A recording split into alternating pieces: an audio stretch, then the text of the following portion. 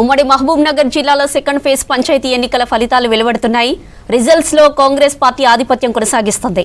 Majority స్థానాల్లో హస్తం మద్దతుదారులు విజయం సాధిస్తున్నారు. ఇక వనపర్తి జిల్లా ఆత్మకూరు మండలం ఆరేపల్లిలో కాంగ్రెస్ అభ్యర్థి రామచంద్రయ్య 1180 ఓట్ల భారీ మెజారిటీతో విజయం సాధించారు. జోగులాంబ గద్వాల జిల్లా మల్తకల్ మండలం మేకల సొంపల్లి కాంగ్రెస్ అభ్యర్థి జయరాములు 236 ఓట్ల మెజారిటీతో గెలిపించారు. ఇక వడ్డేపల్లి మండలం తిమ్మాజిపల్లి సర్పంచ్ కాంగ్రెస్ అభ్యర్థి నాగేష్ 129 ఓట్లతో గెలిచారు. ఇక మహబూబ్ నగర్ జిల్లా మల్దకల్ మండలం అడవి రావులలో చెరువు మరియమ్మ స్వతంత్ర అభ్యర్థిగా 69 ఓట్ల మెజారిటీతో గెలిచారు.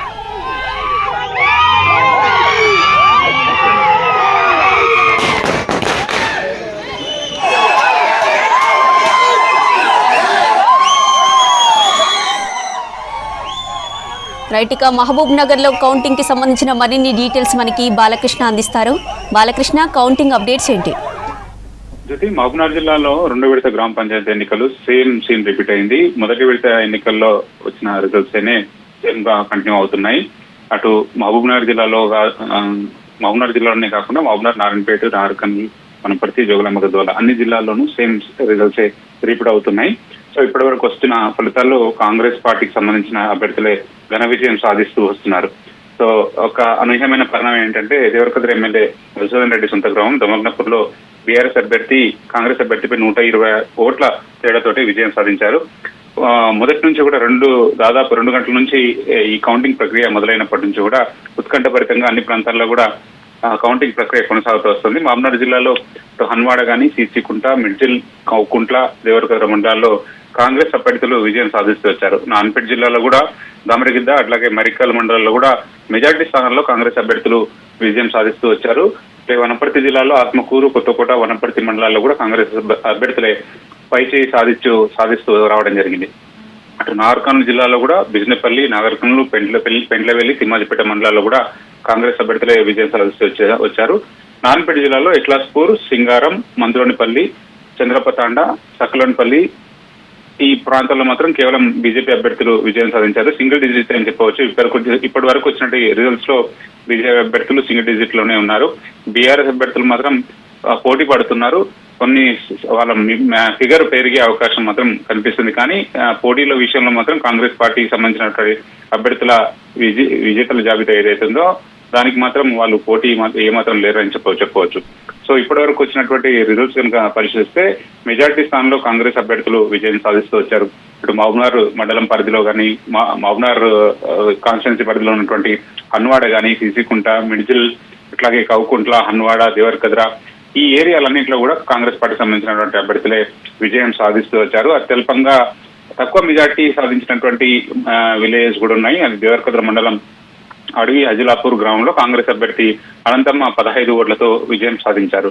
అట్లాగే దేవరకద్ర మండలం గుడిబండ గ్రామంలో కూడా కాంగ్రెస్ అభ్యర్థి నరసింహులు 21 ఓట్ల తేడాతోటి విజయం సాధించారు.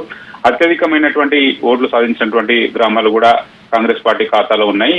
అవి ప్రత్యేకంగా చెప్పుకోవాలంటే వనపర్తి జిల్లాలో ఆరేపల్లి గ్రామంలో బీఆర్ఎస్ అభ్యర్థిపై కాంగ్రెస్ అభ్యర్థి 1180 ఓట్ల తేడాతోటి విజయం సాధించారు. ఎందుకంటే గ్రామ పంచాయతీ ఎన్నికల్లో ప్రత్యేకించి ఒక్కొక్క ఓటు చాలా కీలకంగా ఉంటుంది, చాలా ప్రతిష్టాత్మకంగా ఉంటుంది.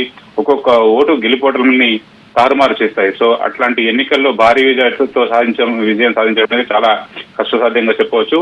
వన్ సైడ్ గా జరిగినటువంటి ప్రాంతాలు చాలానే ఉన్నాయి. అట్లాగే నెక్ టు నెక్ ఫైట్ ఇచ్చినటువంటి విలేజ్ కూడా ఉన్నాయి. అట్లా బిజినపల్లి మండలంలో కూడా చాలా ఏరియాల్లో కూడా కాంగ్రెస్ పార్టీ ఏకపక్షంగా విజయం సాధించినటువంటి ఏరియాలు చాలానే ఉన్నాయి. నార్కల్ మండలంలో కానీ, బిజినపల్లి కానీ, తిమ్మాజిపేట, పెంట్లవెల్లి, నార్కల్ ఈ ఏరియాలన్నింటిలో కూడా చాలా ఉత్కంఠభరితంగా ఎన్నికలు జరిగాయి. అన్ని స్థానాల్లో కూడా ఎక్కువ స్థానాల్లో కాంగ్రెస్ పార్టీ అభ్యర్థులే విజయం సాధిస్తూ వచ్చారు. జోగులాంబ గద్వాల జిల్లాలో కూడా అదే పరిస్థితి కనిపిస్తుంది. అటు వడ్డేపల్లి కానీ, ఐజా కానీ, మల్దకల్, తర్వాత రాజోలి మండలాల్లో కూడా ఎక్కువ స్థానంలో విజయం సాధిస్తూ వచ్చారు. పూర్వ మహబూబ్నగర్ జిల్లా పరిధిలో ఉన్నటువంటి రంగారెడ్డి, ప్రస్తుత రంగారెడ్డి జిల్లా ఆమన్గల్లు, అట్లాగే ఇవి కల్వకుర్తి కాన్స్టిట్యున్సీ పరిధిలోకి వస్తుంది. అటు నల్కొండపల్లి కానీ, ఆమన్గల్లు, రంగారెడ్డి, ఆమన్గల్లు ఈ ప్రాంతాల్లో కూడా కాంగ్రెస్ పార్టీ అభ్యర్థులే విజయం సాధిస్తూ వచ్చారు. కొన్ని చోట్ల ఇండిపెండెంట్ అభ్యర్థులు విజయం సాధించడం జరిగింది. అటు రాజోలి మండలం నసనూరు గ్రామ పంచాయతీ సర్పంచ్ అభ్యర్థిగా సరస్వతమ్మ 250 ఓట్ల తేడాతోటి విజయం సాధించారు. అట్లాగే ఐజ మండలం మూగోనిపల్లి సర్పంచ్ అభ్యర్థిగా నారమ్మ 92 ఓట్ల తేడాతోటి విజయం సాధించారు. అప్పక్పల్లి అంటే నారాయణపేట పరిధిలో ఉన్నటువంటి సర్పంచ్ అభ్యర్థిగా సుధాకర్ రెడ్డి ఇండిపెండెంట్ అభ్యర్థిగా గెలుపొందడం జరిగింది. సో ఇండిపెండెంట్లు కూడా ఈ ఎన్నికల్లో విజయం సాధించారు. సో ఇప్పటి వరకు వస్తున్నటువంటి రిజల్ట్ ప్రకారం అయితే బీజేపీ అభ్యర్థులు అటు కొల్లాపూర్ మండలం మార్చేనిపల్లిలో బీజేపీ అభ్యర్థి చంద్రయ్య 86 ఓట్ల తేడాతోటి విజయం సాధించారు.